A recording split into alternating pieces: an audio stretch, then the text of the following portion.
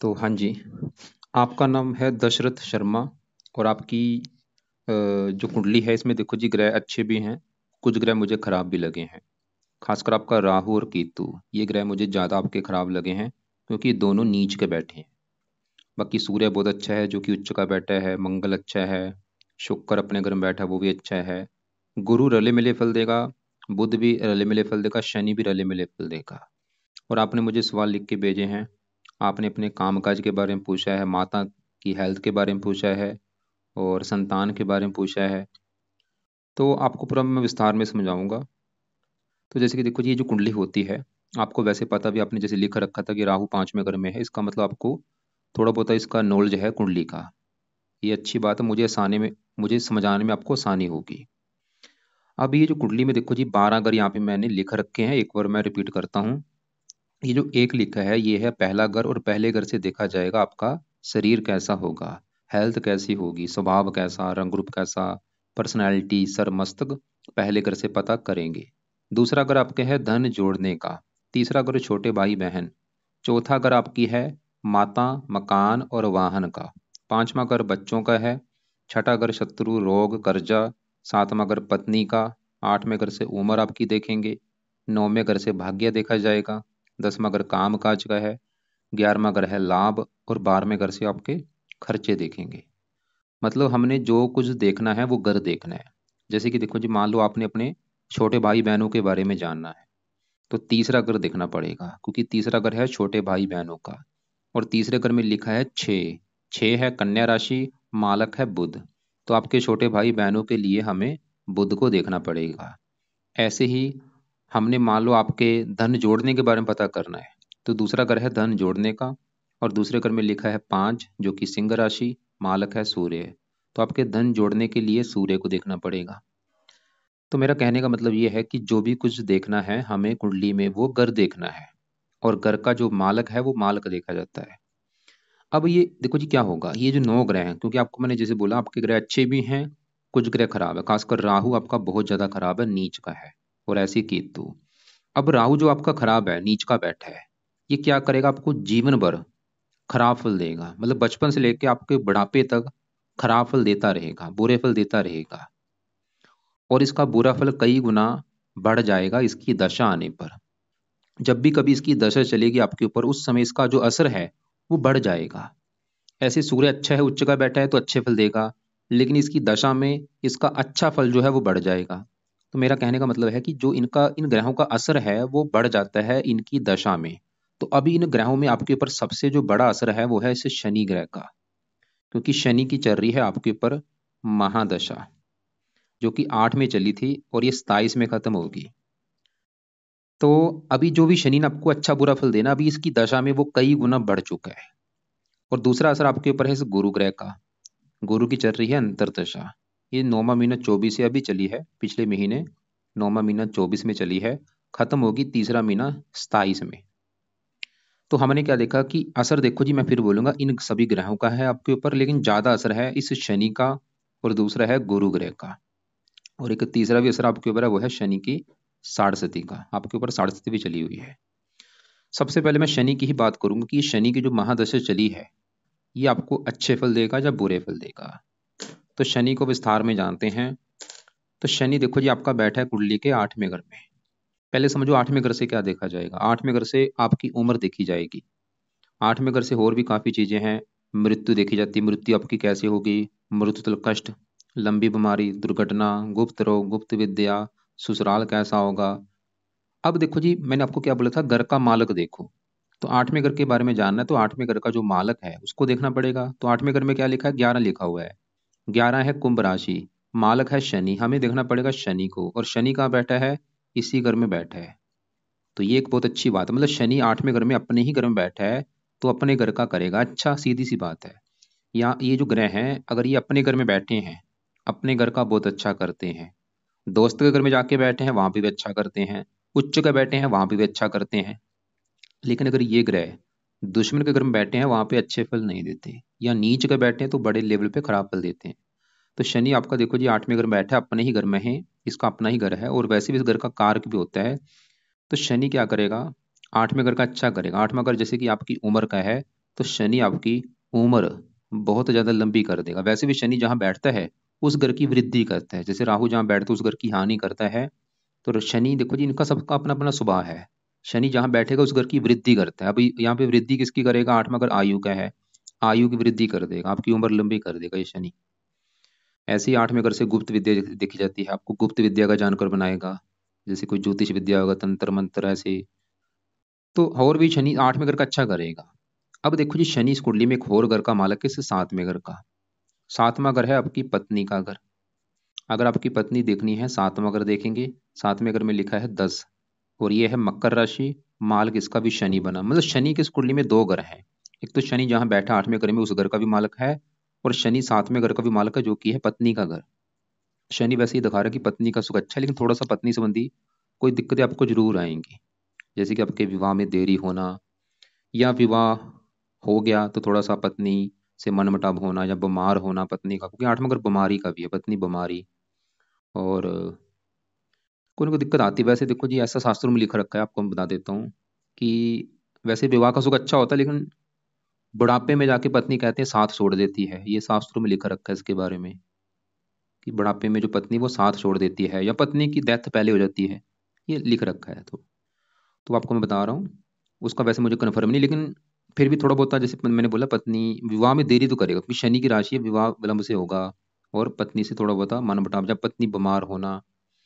अब शनि की है तीन दृष्टियां, यहाँ से बैठा बैठा देखो जी, शनि सबसे बुरी दृष्टि है शनि की, मतलब जहां देखता है उस घर को ज्यादा नुकसान देता है। तो शनि अपनी तीसरी दृष्टि डालेगा 10वें घर के ऊपर, और 10वें घर में लिखा है एक एक है मेष राशि, जो कि है शनि की नीच राशि है। ऊपर से यहाँ पे देखो जी, नीच राशि है, और वैसे भी शनि की दृष्टि अच्छी नहीं। तो शनि 10वें घर का बुरी तरह से सत्यानाश करेगा। 10वां घर किसका है? कामकाज। आपके कामकाज में दिक्कतें पैदा करेगा शनि। 10वां घर पिता, पिता संबंधी दिक्कतें। सरकार का है, सरकारी कामों में दिक्कतें, मान प्रतिष्ठा में कमी। और शनि की सातवीं दृष्टि पड़ेगी दूसरे घर के ऊपर, यहाँ पे भी शत्रु राशि, सूर्य की राशि। दूसरा घर है धन का, धन की हानि होगी। परिवार का, परिवार को लेकर दिक्कतें। वाणी, वाणी कठोर करेगा। दूसरा घर है, दूसरे घर जैसे कि दूसरा घर दांत का रोग, या नेत्र रोग दे सकता है थोड़ा बहुत कोई। और इसकी 10वीं दृष्टि पड़ेगी पांचवें घर के ऊपर, संतान का घर है। ये संतान संबंधी भी चिंता पैदा करेगा। संतान, जैसे कि आपने बोला था गर्भपात हुआ है, वो गर्भपात राहु की वजह से भी है, लेकिन ये शनि भी करेगा। एक दो बार गर्भपात होना, या संतान का बीमार होना, संतान संबंधी चिंता पैदा करेगा। तो ये इन घरों की हानि कर रहा है भाई। आठवें घर को तो अच्छा कर रहा है शनि, पत्नी के लिए भी चलो अच्छा है, लेकिन इन घरों की, मतलब आपके कामकाज के लिए अच्छा नहीं है शनि। धन संबंधी चिंता, संतान संबंधी चिंता, ये शनि के बुरे फल आपको मिलेंगे। इसके अलावा और भी चीजें हैं काफी। बस आप ये समझ लो कि अगर आप चाहते हैं कि शनि के जो बुरे फल आपको हैं वो आपको ना मिले, जो मैंने आपको बोले हैं, अगर आप चाहते हैं कि शनि आपके कामकाज की हानि ना करे, आपके धन की हानि ना करे, पत्नी बीमार ना हो, आपकी संतान की हानि ना हो, तो शनि के आपने करने हैं उपाय। क्या उपाय हैं? पहला उपाय, आप शनि मंदिर जाना शुरू कर दो भाई। हर शनिवार को शनि मंदिर जाओ। अगर घर के आसपास शनि मंदिर है, मैं बोलूंगा रोजाना जाओ। दूर है तो शनिवार को जरूर जाओ। मंदिर में जाके क्या बोलना कि आपके मैं मंदिर शनि देवता जी इसलिए आया हूँ क्योंकि आपकी चल रही है मेरे ऊपर महादशा, और आप ही की चल रही है मेरे ऊपर साड़सती, और मेरे से जो भी गलतियां हो चुकी हैं उनकी मैं माफी मांगता हूँ। प्लीज मुझे आप अच्छे फल दो, मुझे काम काज का सुख अच्छा मिले, धन को लेकर दिक्कतें ना आए, मैं संतान का सुख अच्छा मिले। तो अपनी प्रार्थना बोलो वहां पे जाके। पहला उपाय तो ये। दूसरा है, रात के समय शनि चालीसा पढ़ा करो, और ये पाठ आपने पढ़ना है रोजाना रात के समय, या इसको सुन लिया करो। तीसरा है, शनि कवच का पाठ पढ़ा करो। तो तीन उपाय अपने करने हैं, शनि मंदिर जाओ, शनि चालीसा, शनि कवच, दोनों पाठ पढ़ने हैं या सुनने हैं। शनि के देखो, जो शनि की वस्तुओं का दान मत करना। दान क्या करता है? पावर कम करेगा, क्योंकि शनि आपकी उम्र के लिए अच्छा है, तो दान करोगे इसकी आपकी उम्र कम कर देगा।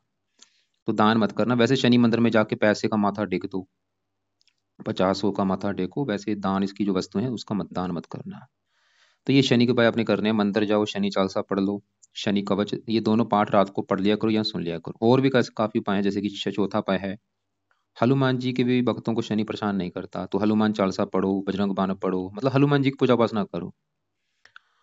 और अगर आपको व्रत रखना आता है तो शनि देवता का व्रत रख लो, शनि देवता की कथा सुन लो, कथा करो, जो इसकी व्रत कथा है, और शनि देवता की आरती कर लो। अगर आपको आता है व्रत रखना वो रख लेना आप। अब आगे बढ़ते हैं। हमने क्या देखा, आपके ऊपर बड़ी दशा है शनि की भाई। दूसरी दशा चली है गुरु की। गुरु की दशा भी चली है 9वां महीना 24 से, पिछले 1 महीने से। कब खत्म होगी? 27 में।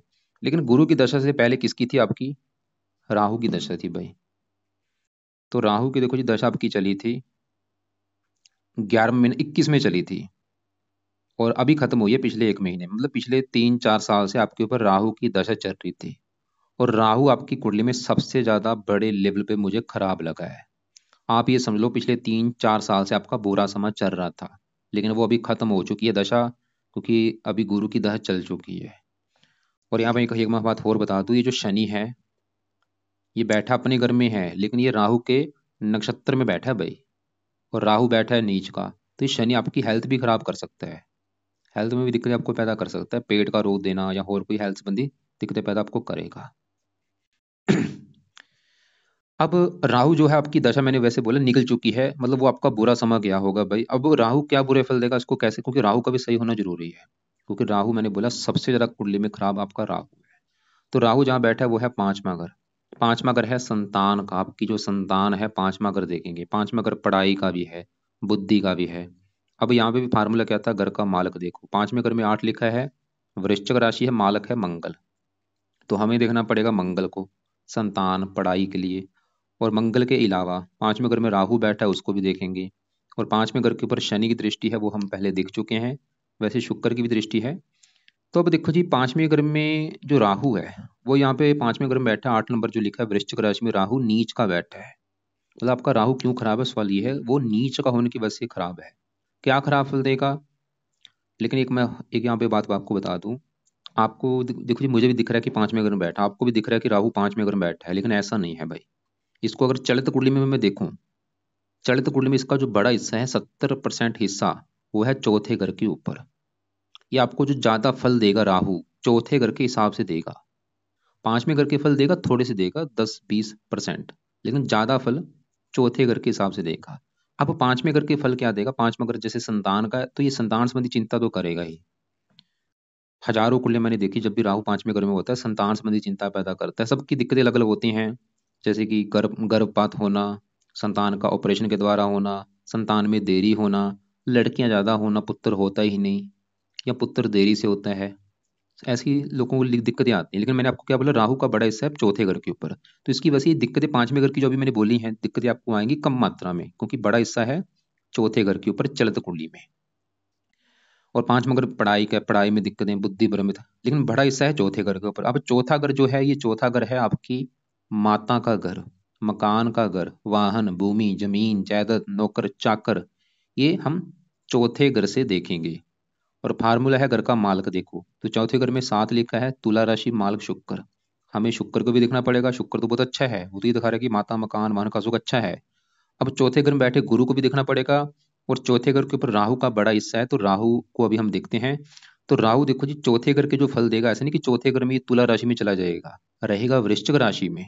मतलब चौथे घर के जो फल देगा, ये राहु नीच राशि के हिसाब से फल देगा राहु, जो चौथे घर के फल देगा। और चौथा घर किसका है? माता का। तो राहु आपको माता को लेकर दिक्कतें पैदा करेगा। वो दिक्कतें क्या आएंगी? जहाँ तो माता को बीमार कर देगा, या माता से बनेगी नहीं, या माता को कोई कष्ट होगा राहु की वजह से। चौथा अगर मकान का है, आपको राहु की वजह से मकान को लेकर दिक्कतें आएंगी भाई, कोई ना कोई मकान को लेकर दिक्कतें, मुझे कन्फर्म नहीं, कोई ना कोई आएंगी। जहाँ तो आपके मकान में चोरी होना, मकान की दीवार गिरना, मकान में आग लग जाना, मकान में वास्तु दोष होना, मकान में सांपों का निकलना, या मकान को लेकर कोई विवाद होना। चौथा ग्रह है वाहन का। राहु आपके वाहन को लेकर दिक्कतें पैदा करेगा, वाहन चोरी होना, या वाहन के ऊपर खर्चा होना, या वाहन से एक्सीडेंट होना। चौथा ग्रह है भूमि, जमीन, जायदाद, इनको लेकर दिक्कतें। नौकर चाकर का है, उसको लेकर दिक्कतें।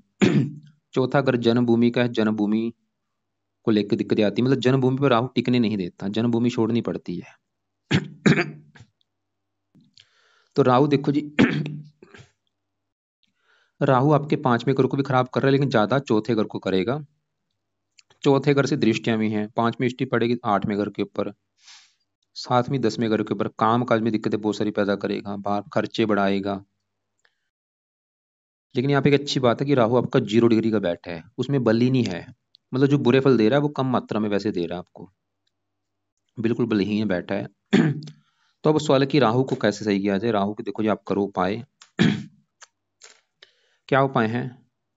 पहला उपाय है, आप राहु कवच का पाठ रात को पढ़ा करो, या इसको सुन लिया करो। दूसरा है राहु स्रोत का पाठ पढ़ो। और तीसरा है राहु का दान करो।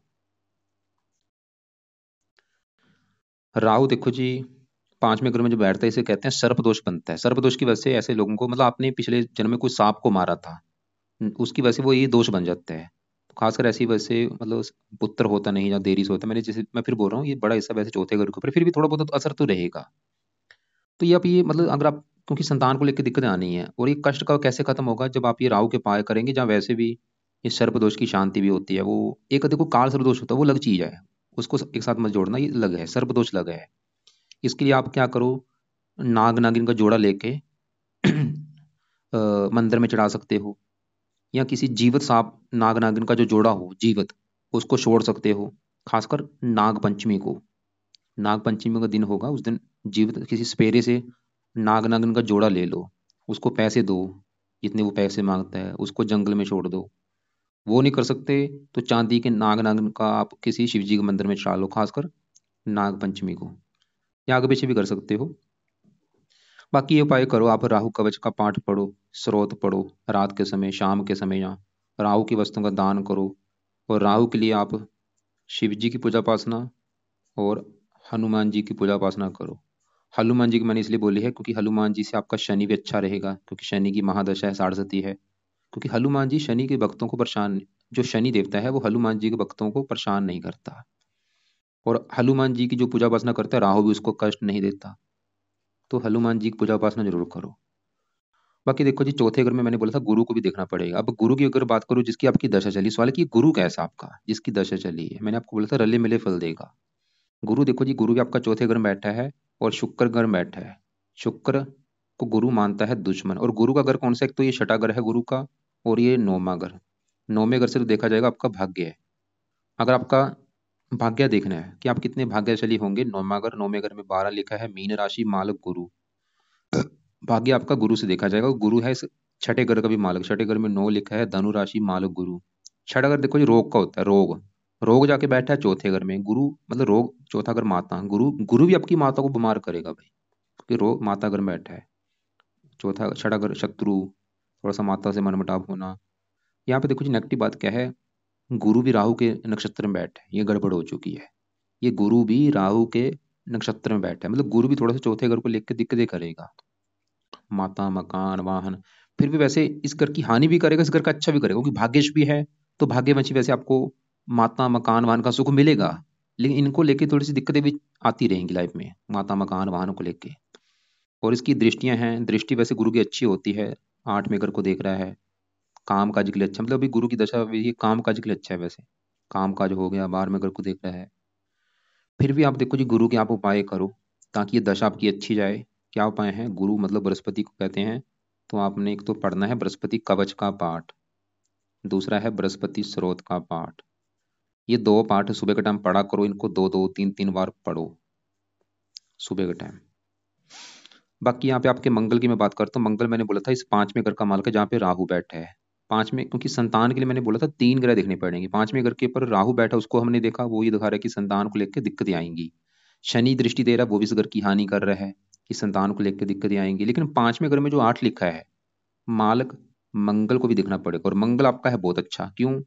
क्योंकि एक तो वो अच्छे घर में बैठा है 9वें घर में, ऊपर से गुरु की राशि में बैठा है, मित्र राशि, और मंगल इस कुंडली में योग कारक भी है। क्या अच्छे फल देगा मंगल, संतान घर का मालिक है, संतान बैठी है 9वें घर में, भाग्य घर में। संतान होने के बाद आपका भाग्य भी साथ देना शुरू हो जाएगा। जब आपकी बच्चा पैदा होगा उसके बाद किस्मत भी चमकेगी, संतान के द्वारा भी आपका भाग्य साथ देगा। संतान के लिए अच्छा है, संतान पढ़ाई के लिए अच्छा है, बुद्धिमान बनाएगा। और मंगल इस 10वें घर का मालिक है, जहाँ पे 1 लिखा है, मेष राशि मालिक मंगल। 10वां घर काम काज, भाग्यवंशी काम काज का सुख अच्छा देगा, पिता का सुख अच्छा, सरकार का सुख अच्छा, मान प्रतिष्ठा अच्छी। मंगल की दशा बहुत अच्छी जाएगी। आज भी अच्छे फल दे रहे हैं, लेकिन असर मैंने क्या बोलता है, इनका असर जो है दशा में बढ़ जाता है। मंगल अच्छा है आपका। अब 10वें घर में सूर्य बुध की बात करूं, सूर्य है इस घर का मालिक दूसरे घर का, दूसरा घर है धन जोड़ने का घर, दूसरा घर परिवार का भी है, वाणी का। दूसरे घर में 5 लिखा है, सिंह राशि मालक सूर्य है। तो धन जोड़ने के लिए सूर्य को भी देखा जाएगा। वैसे दूसरे घर के ऊपर मैंने बोला था राहु शनि की दृष्टि है, वो शनि इस घर की कर रहा है हानि। अब दूसरे घर का मालक सूर्य आपका बैठा है 10वें घर में। सूर्य बहुत अच्छा है, क्योंकि सूर्य देखो जी 10वें घर में इसको बल मिलता है, यहाँ पे दिग्बली हो जाता है, और बैठा भी यहाँ पे उच्च का होके है। क्या अच्छे फल देगा। सूर्य 10वें घर में जब भी होता है, ऐसे जो लोग हैं वो सरकारी नौकरी में होते हैं। मैंने ऐसी कुंडलियां देखी हैं, क्योंकि सूर्य सरकार का कारक, 10वां घर सरकार का है। ऐसे जहाँ तो लोग पुलिस में होते हैं, मिलिट्री में होते हैं, या ऐसे लोग राजनीति में होते हैं, या सूर्य के जुड़े काम से धन कमाते हैं, मेडिकल लाइन हो गया, या और भी जो सूर्य के काम है। तो सूर्य आपके काम काज के लिए बहुत अच्छा है। 10वां घर पिता के लिए अच्छा है, पिता का सुख अच्छा, पिता की उम्र लंबी, सरकार का सरकारी कामों के लिए अच्छा है, मान प्रतिष्ठा अच्छी। खासकर सूर्य की दशा अच्छी जाएगी। और सूर्य है धन का मालक, धन जाके बैठा है काम का, काम का से धन मिलेगा, धन पिता, पिता से धन मिलेगा, धन सरकार से भी आपको धन मिलेगा। लेकिन सूर्य की 7वीं दृष्टि पड़ रही चौथे घर के ऊपर, नीच राशि। चौथे घर को थोड़ा सूर्य खराब करेगा, माता मकान वाहन को लेकर दिक्कतें। साथ में बुध बैठा है, तीसरे घर का मालक है पराक्रम में, मेहनत, सास, छोटे भाई बहन। बुध द्वितीय योग बना, बुध भी यहाँ पे वैसे शत्रु राशि, फिर भी अच्छे फल देगा। और ये भी आपके बुध काम का जो अच्छा है। बुध के जुड़े कामों से आप धन कमा सकते हैं, जैसे कि लिखने का कोई काम होगा, लेखन, प्रकाशन, पत्राचार, पढ़ाने का काम होगा, टाइपिस्ट, सेल्समैन, ऐसे कामों से आप धन कमा सकते हैं। अब यहाँ पे शुक्र की बात करूँ, शुक्र इस घर का मालक है चौथे घर का, जहाँ पे 7 लिखा है, तुला राशि मालक शुक्र। मतलब चौथे घर के मालक शुक्र को भी देखना पड़ेगा आपकी माता, मकान, वाहन के लिए। और शुक्र आपका है बहुत अच्छा, क्योंकि एक तो वो बैठा है 11वें घर में। 11वां घर है लाभ, आमदनी, बड़े भाई बहन। और ये 11वां घर भी शुक्र का घर है। शुक्र के 2 घर हैं, एक तो शुक्र जहाँ बैठा है 11वें घर में, वो उसी का घर है। और ये चौथे घर का भी मालिक है। शुक्र 11वें घर का भी अच्छा करेगा, चौथे घर का। 11वां घर है लाभ, आमदनी, इच्छा पूर्ति। आपको लाभ देगा, इच्छाएं पूरी करेगा, आमदनी देगा। शुक्र वैसे पत्नी का कारक है, पत्नी के आने के बाद भी लाभ होगा, पत्नी के आने के बाद भी आपकी इच्छाएं पूरी होंगी। और शुक्र चौथे घर का मालिक है माता, माता लाभ, माता से भी लाभ होगा। मकान वाहन, माता मकान से भी आपको लाभ होगा, क्योंकि लाभ का घर है, मकान वाहन से लाभ होगा। या मकान मतलब आपको शुक्र की वजह से मकान वन का सुख अच्छा मिलेगा, शुक्र ही दिखा रहा है। और यहाँ पे मैं फिर बोलूंगा, मान लो आपके ऊपर आज शुक्र की दशा होती, ये समझ अच्छा तो, क्योंकि भाई दशा देखनी बहुत जरूरी है। जो मैं चीजें बता रहा हूँ कि ये अच्छा है ये बुरा है, ये असर अपना देते हैं दशा में। शुक्र की दशा में आपको माता, मकान, वाहन का सुख अच्छा मिलेगा, आपकी आमदनी बहुत बढ़ जाएगी, लाभ होंगे, प्रॉफिट होगा, इच्छाएं पूरी होंगी, पत्नी से लाभ होगा। शुक्र ही दिखा रहा है। केतु यहाँ पे नीच का बैठा है, लेकिन केतु भी चलते में जा रहा है 10वें घर के ऊपर। ये काम काज में दिक्कतें पैदा करेगा। केतु के लिए कुत्तों को रोटी डाला करो। तो ये है आपकी। चंद्रमा की बात करता हूँ। चंद्रमा है इस घर का मालिक, पहले घर का, सबसे मेन घर। जैसे 7वां घर पत्नी का है, 5वां बच्चों का, चौथा माता, तीसरा छोटे भाई बहन। ऐसे पहला घर भाई आपका घर है। आपका मतलब शरीर कैसा होगा, हेल्थ कैसी, स्वभाव कैसा, रंग रूप कैसा, पहला घर। और पहले घर में क्या लिखा है, 4, कर्क राशि, मालक है चंद्रमा। तो पहले घर के बारे में जानना है हमें, चंद्रमा को देखना पड़ेगा। और चंद्रमा आपका बैठा है एक तो 8वें घर में, खराब घर में। ऊपर से 8वें घर में शनि की राशि है, दुश्मन का घर में बैठा है। और साथ में शनि के बैठा विष दोष बना हुआ है। तो चंद्रमा आपका भाई 2-3 कारणों से मुझे खराब लगा है। क्या खराब फल देगा, शरीर उठ के चला गया 8वें घर में, बीमारी घर में। चंद्रमा आपको भाई हेल्थ को लेकर दिक्कतें पैदा करेगा सबसे बड़ी, खासकर मानसिक चिंता देगा आपको, डिप्रेशन का शिकार बनाना। लग्नेश भी है, लग्न दोष भी बना है, लाइफ में स्ट्रगल भी कराएगा। और ये माता का भी कारक है, ये भी आपकी माता को बीमार करेगा। तो चंद्रमा के लिए क्या करो, शिव जी की पूजा उपासना करो।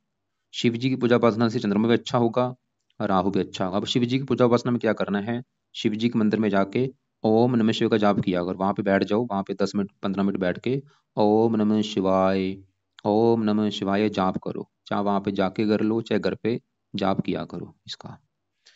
तो अब एक बार मैं दोबारा रिपीट कर दूं, आपकी कुंडली के हिसाब से मैंने क्या उपाय बताए हैं। कुछ उपाय देखो जी आपके हैं सुबह के टाइम, कुछ है रात के समय। तो सुबह के टाइम आप भी ये बृहस्पति का कवच का पाठ और बृहस्पति स्रोत सुबह के टाइम पढ़ो, 2-2 3-3 पाठ। क्यों, क्योंकि दशा चली हुई है, दशा अच्छी जाएगी। दशा भी क्योंकि काफी लंबी है, 27 में खत्म होनी है, क्योंकि ये राहु के नक्षत्र में है। फायदा क्या होगा गुरु के पाठ करने से, भाग्यशा भाग्य जरा साथ देगा, माता मकान वाहन का सुख अच्छा मिलेगा। और भी हजारों फायदे होंगे, क्योंकि गुरु देखो जी 5 घरों का कारक होता है, ये धन का भी कारक होता है, ये संतान का भी कारक है। अगर आप चाहते हैं संतान का सुख अच्छा मिले, गुरु का पाठ पढ़ो। गुरु संतान का कारक है, पुत्र का कारक है, 9वें घर का कारक है, 10वें घर का कारक है, 11। गुरु अच्छा होना बहुत जरूरी होता है कुंडली में। तो गुरु के दोनों पाठ पढ़ो। बाकी रात के समय आप शनि चालीसा पढ़ो, शनि कवच और राहु कवच, राहु स्रोत, ये भी रात को पढ़ो।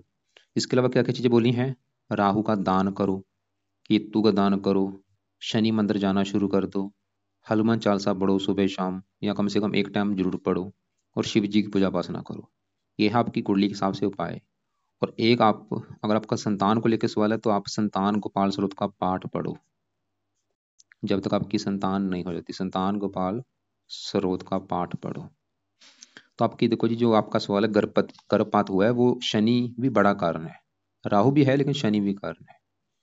अब एक बार आपके जो सवाल है वो मैं देख लेता हूँ, आपने जो लिख के भेजे हैं। आपने बोला माता की हेल्थ खराब होने, माता देखो जी हेल्थ खराब होने का एक तो कारण है राहु, क्योंकि पहले दशा थी उसमें दिक्कत आपको शायद माता को लेके ज़्यादा आई होगी, दुर्दशा आपकी निकल चुकी है। और माता की हेल्थ आपका गुरु भी खराब करेगा। माता करो चंद्रमा, वो भी 8वें घर में है। तो आप इनके जो उपाय मैंने बोले वो उपाय करो, उसकी हेल्थ भी अच्छी होगी। लेकिन यहाँ पे डिसाइड हो उसकी दशा कौन सी चल रही है। हो सकता है उसकी दशा कोई ऐसी खराब चल रही हो, तो आप अपनी माता को भी बोलो कि वो कोई ना कोई पाठ पढ़े, नवग्रह कवच का पाठ पढ़ ले, सभी 9 ग्रहों का जो पाठ है, या वो महामृत्युंजय मंत्र का जाप करे। आपकी जो माता है उसको बोलो कि महामृत्युंजय मंत्र का जाप किया कर, उससे हेल्थ अच्छी होगी। मैं कभी कभी ज़्यादा ओवर थिंक, क्योंकि देखो जी कई कारण है, हो सकता है आपकी पहले राहु की दशा थी, राहु की दशा में देखो जी हजारों दिक्कतें आती हैं। ये 5वें घर में बैठ के पेट का भी रो देता है, हजारों दिक्कतें। फिलहाल दशा खत्म हो चुकी है, आप चाहे नोट कर भी लेना कि जब से गुरु की दशा आई होगी काफ़ी आपको राहत मिली होगी। क्योंकि आपकी एक साढ़े सती भी चल रही है, साढ़े सती भी लाइफ में जब भी आती है दिक्कतें पैदा करती है। ढाई ढाई 5 साल हो चुके हैं आपकी साढ़े सती चली हुई है। तो शनि को बाय करो, साढ़े सती का भी बुरा फल नहीं मिलेगा। अच्छी जॉब में पोजीशन पे हूँ, बिजनेस कर सकते हो, बुध आपका 10वें घर में बैठा है, बिजनेस भी आप कर सकते हो। और कौन सा बिना, आप देखो जी बुध के सूर्य आपका बहुत अच्छा है, सूर्य के जुड़े काम आप कर सकते हो, बुध के जुड़े काम कर सकते हो। मंगल, क्योंकि मंगल की राशि, मंगल के जुड़े काम कर सकते हो। काम काज की रिगार्डिंग कुंडली अच्छी है। हाँ, काम काज में दिक्कतें पैदा कर रहा है शनि, क्योंकि 10वें घर को दृष्टि दे रहा है, ये नीच की राशि है। 10वें घर में सूर्य भी अच्छा है, बुध भी ठीक है, 10वें घर का मालक मंगल बहुत अच्छा है, लेकिन 10वें घर के ऊपर शनि 10वें घर की हानि कर रहा है। टीचिंग करने का भी, पढ़ाने का जो काम है बुध का काम है, वो आप कर सकते हो, बुध अच्छा है आपका। और लड़का होने के लिए, क्योंकि वैसे देखो जो राहु 5वें घर में लड़कियां ज्यादा पैदा करता है, मैंने बोला लड़का तब होता है जब राहु की पूरी तरह से शांति हो जाए। इसके पाठ पढ़ने पड़ेंगे, दान करना पड़ेगा, संतान गोपाल स्रोत का पाठ पढ़ो।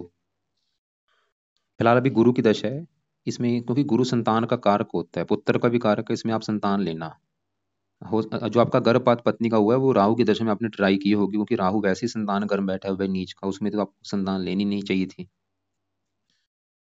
तो आपको देखो जी, फिर भी अगर कोई मेरे से पूछना है, कोई बात समझ नहीं लगी, तो आप चाहे कॉल कर लेना दोपहर 1-2 के बीच में, या मुझे सवाल अपने लिख के भेज देना व्हाट्सएप पे।